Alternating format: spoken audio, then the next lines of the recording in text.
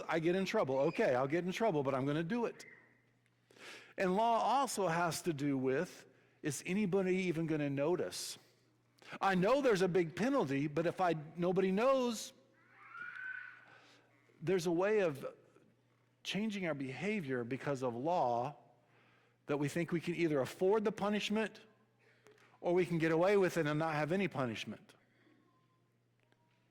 And so that's what Paul talks about, as we're going to see. The challenge of the law isn't that the law is bad, that these rules are bad rules. It's just that we want to not do those things, and we find a way around them under law. So let's look at some of those verses from Romans chapter 7. What shall we say? The law is sin? By no means. If it had not been for the law, I wouldn't have known sin. For I wouldn't have known what it was to covet if the law hadn't said, you shall not covet. But sin, seizing an opportunity through the commandment, produced in me all kinds of covetousness. For apart from the law, sin lies dead. If I didn't know it was wrong, I'm okay. I don't have to face the punishment. I don't have to, but that doesn't mean that I'm right. That just means I'm not worried about it. But when the law comes, it tells me what is right and what is wrong. When the law comes, God gave the law, said this behavior is unacceptable in this community. Well, I didn't know that, but now that you mention it, maybe I will do it. What's the punishment? Can I afford it? Who's looking out for me? Can I get away with it? So that's what he talks about, sin in me. I have this desire to get away with stuff. And we learn that as kids a lot of times, to try to get away with stuff. What are some things we do? We lie to get away with stuff. And it starts when kids learn, like, I don't want to get in trouble, so I'm going to say I didn't do it. But it's obvious with kids especially, and with adults. We try to learn ways under the law how to not be punished, even though we don't want to match our behavior to the law. And that's why we have court systems, right? You come before the judge. Your Honor, let me tell you what happened. Now, sometimes people lie in front of the judge about what happened. Other times people say, Judge, it wasn't that big of a deal. It shouldn't be a punishment. So law causes us to react, and that's sin in us. There's something in us that wants us to get away with something else. But the law isn't bad. It's that I don't want to do it. I'm stubborn, and I'm selfish, and I want to do my own thing. So the law can point out what's wrong, but it can't change my heart to do what's right. The law creates a situation where I'm struggling against the rules. But we need a situation where I desire to do the right thing. But without the law, I wouldn't know what the right and wrong thing is. So we have the law, as Paul's saying, that helps us to see this behavior is wrong. But if we keep focusing on the law, as many people throughout history have done, we try to find loopholes and ways around of getting punished for it, or trying to justify, say, is this really wrong? Where God says that's not the sort of thinking I want in my people. I don't want my people trying to figure out what they can get away with. I want my people to be the people who do the right thing all the time. And the law can tell you what the right thing is, but the law doesn't shape your thinking to agree. What we see is because of sin in us, the law points out the wrong thing, and then we try to decide how I can do it without punishment. We need a different way of interacting. We need the law to know what's right and wrong, but we need a different sort of relationship to help us be the right kind of people who just do the right thing.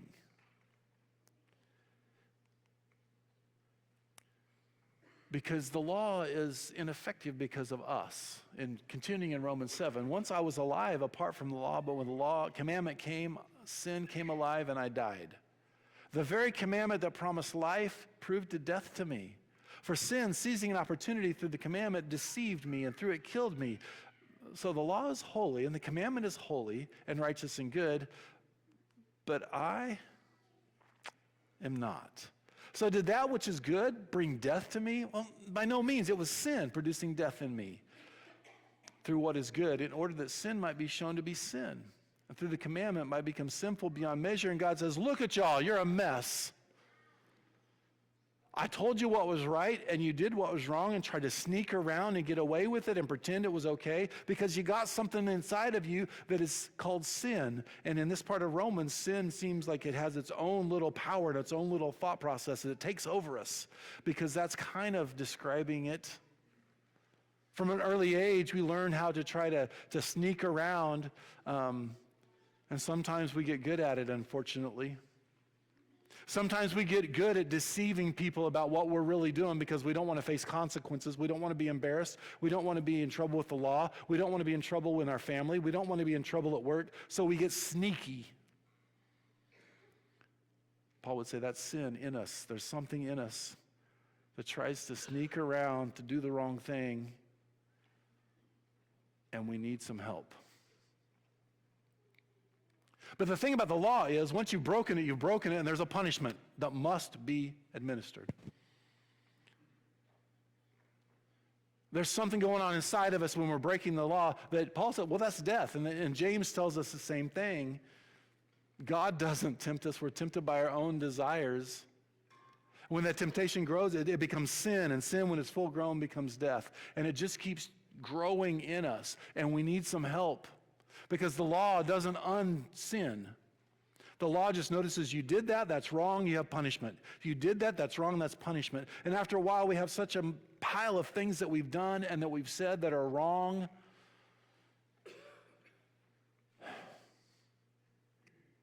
We need help. And the law can't give us help. It can point out what makes a good community so that everybody would say that's a good community, but it can't deliver us from the thoughts, from the things that we've done. And there's the pile of things that we've done, a pile of words that we've said, a pile of people that we've hurt. It just all piles up. And Paul says the law didn't do that. That's you. When you tried to do your own thing or get around the law or get away with stuff and you keep making choices because of the sin that's in you, we got to deal with the sin, that way of thinking, that way of rebelling. I need to deal with that. Because you break the rules. And I want you to have a different way of thinking and acting. Because we know that the law is spiritual. Continuing in Romans 7. But I am of flesh, I'm sold under sin, and I don't understand my own actions. I don't do what I want to do.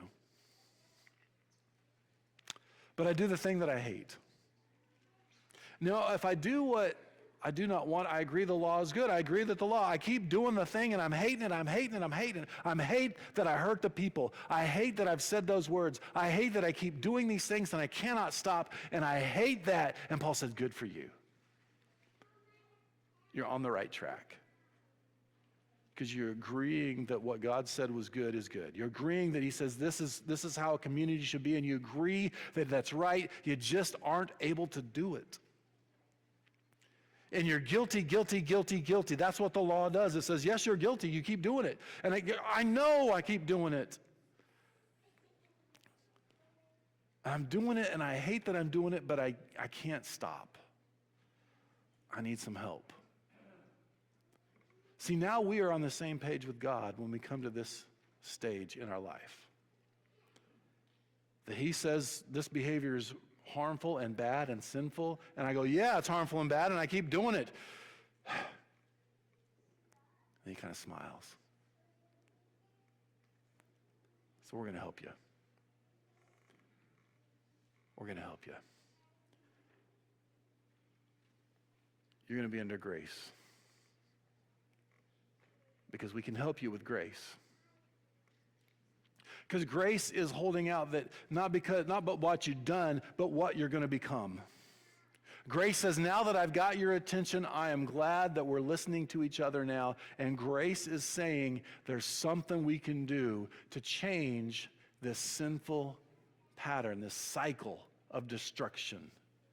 Grace is saying, I'm inviting you to be reshaped in your mind and in your heart so you not only know what's right and wrong, but you start having the desire for what's right so much that it overcomes the sin. Grace is no longer saying your punishment is looming, but you're invited to be free from guilt. Grace. It's a different way of thinking because he says, it's no longer I who do it, it's sin that dwells in me. Okay, and we're going to deal with that. For I know that nothing good dwells in me that's in my flesh. I have the desire to do what's right, but not the ability to carry it out. I don't do the good I want, but the evil I don't want, I keep on doing it. And Paul's going, that's beautiful. I'm glad you said that. Like, wait, what? I'm glad you said that. Because now it's come out that you're struggling. And the fact that you're struggling means your mind is saying, I don't want to do this anymore because I keep doing the things I hate. That's great news when you come to that point. Because before that, we're trying to hide the things we've done so we don't get caught up in it. We try to stop, we try to get nobody to notice that I'm doing it, and we put on a fake mask when we come to church, and we talk to church people and spiritual people, and we try to pretend that I'm holy, and you're holy, and we're all holy, and we try to pretend. He says, now that you've taken off that mask and said, I'm tired of doing this, he goes, great. I'm glad you're being honest with yourself. I'm glad you're being honest with God. I'm glad you know that the law is not helping you. You need something different. And that something different is called grace. That grace of God that says, all I want is for your thoughts to be pure. All I want is for your heart to be full of love that I'm giving you. All I want for you is for you to become the people that I created you to be, the individuals and the community that I created you to be. That's what I want. So God is not interested in carrying forward all the punishments that you deserve. God is interested in bringing us into this life that he wants for us to have. No longer a life of guilt, but a life of peace and joy. And the fruit of his Spirit, whom he gives us with patience and kindness and goodness and gentleness and self-control and faithfulness.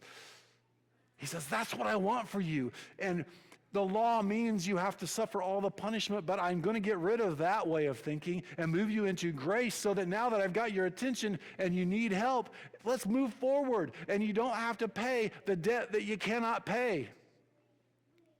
So he sent Jesus to die for us. Romans chapter 5, while we were still sinners, Christ died for us. And God shows his love for us that he pours love into our hearts through the Spirit whom he has given us.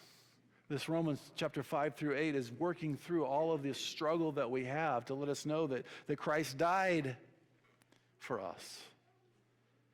So that punishment is taken care of, but now you're under grace. Now you're living a new way of thinking and being. It means when you mess up, you get back up and say, I'm tired of doing that thing I hate. Teach me to do the right thing. And as we've talked about before, you go from Romans 7 into 8, where 7 ends with, who's going to deliver me from this body of death? I can't do it. Thanks be to God through Jesus Christ. There is no condemnation for those who are in Christ Jesus, because condemnation has to do with having to take care of all the things, all the punishments that you've deserved. But when you're in Christ Jesus, Jesus says, I've taken all those punishments. When I died on the cross, I took the punishments. Those aren't yours anymore.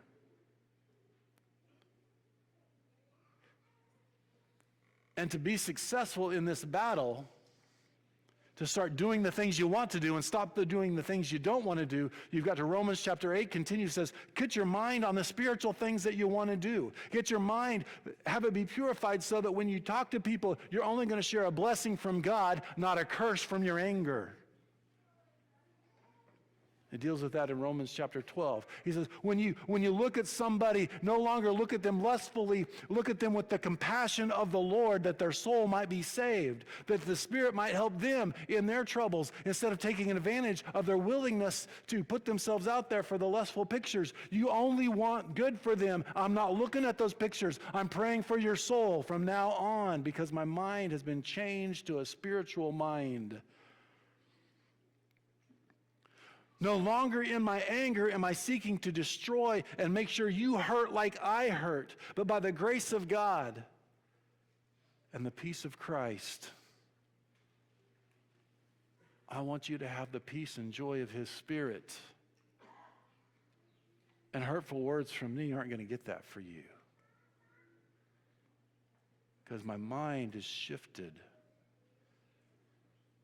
And I'm no longer under a law that says I have to face all those punishments for the crimes that I've done, but I do need to face the cross and walk and learn to walk in a new sort of life. Because this is Romans 7, Romans chapter 6, doesn't it say that if you've been baptized with Christ, you've been buried with Christ? If you've been buried with Christ, you've been raised with Christ? If you've been raised with Christ, you're walking a new sort of life. No longer slaves to the sin, no longer thinking that way, no longer acting that way. You have a new way. You are free from having to answer insult for insult. You're free from having to carry your grudges. You're free to forgive. You are free to bless. You are free to serve. You are free to love. Now in Christ Jesus, that's grace. And that's a different way of thinking that the law can't teach. The law tells us what we're supposed to think. It's God's grace that gives us the freedom to start thinking that way without the burden of guilt for all the times we've failed. So we need grace. Because Paul, writing to Timothy, says the peace of God has appeared, bringing salvation to all people. And Titus 2, training us to renounce ungodliness and worldly passions, to live self-controlled and upright godly lives in the present age, waiting for our blessed hope, the appearing of the glory of our great God and Savior Jesus Christ, who gave himself for us to redeem us from all lawlessness, to purify for himself a people for his own possession who are zealous for good works. The grace of God appeared, bringing salvation and training us to renounce ungodliness and worldly passions. It's this grace, this new sort of freedom to be a new sort of person, to think in a new sort of way, to talk in a new sort of way, to love in a new sort of way, to forgive in a new sort of way. He says, this is what my people are about. This is what's going to regulate the community of God, his church. It's grace.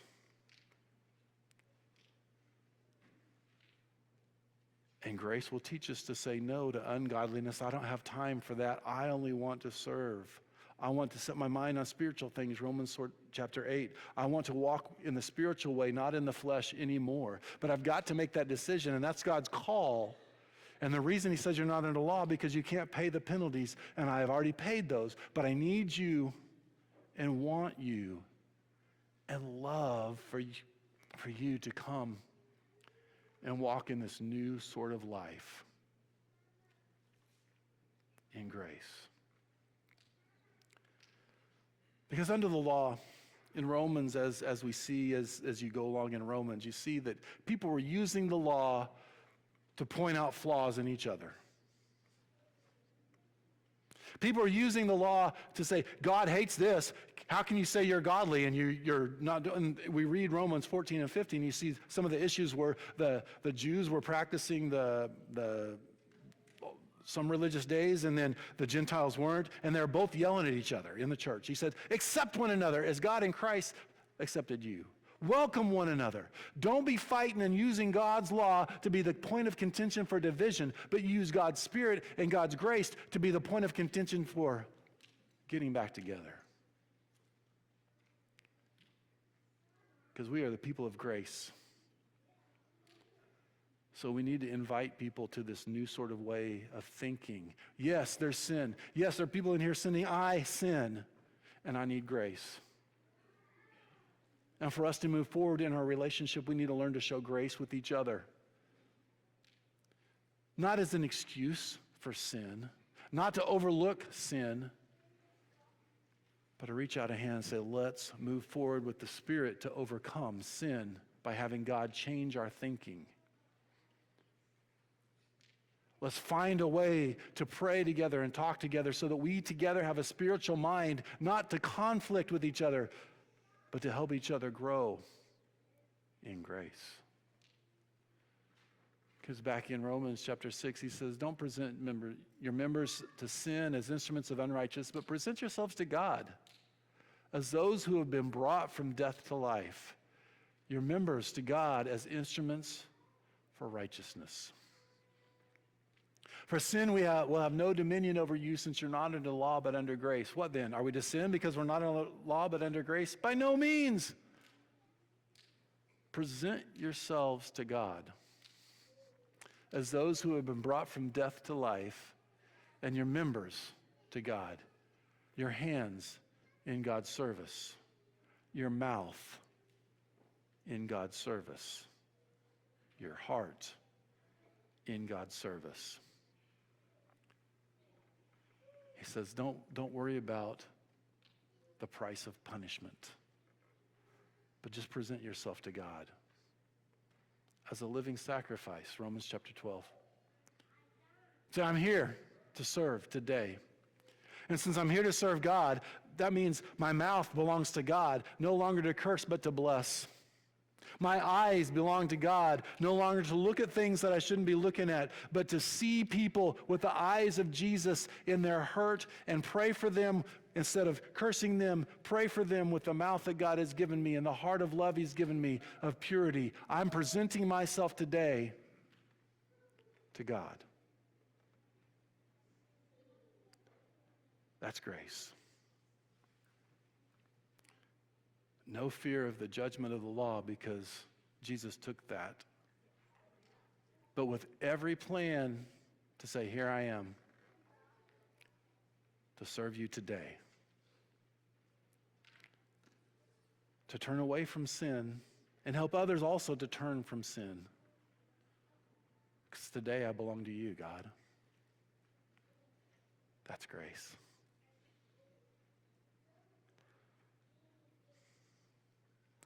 So here we are.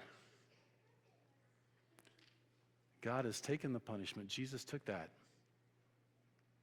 He's inviting you to grace. Will you live in grace? Will you present yourself to God and all of your body and your heart and your thoughts to God for righteousness? Is that today? Whether it's the first step where you hadn't thought about it and think, I want to present myself to God, and you do want to say, I agree that I'm going to do this and be baptized in his name and start that walk and say this from now on. Or if you've been doing that, you say, I need to rededicate my body to God because I've been doing a lot of things with my mind and my mouth and my eyes and my heart that aren't God's.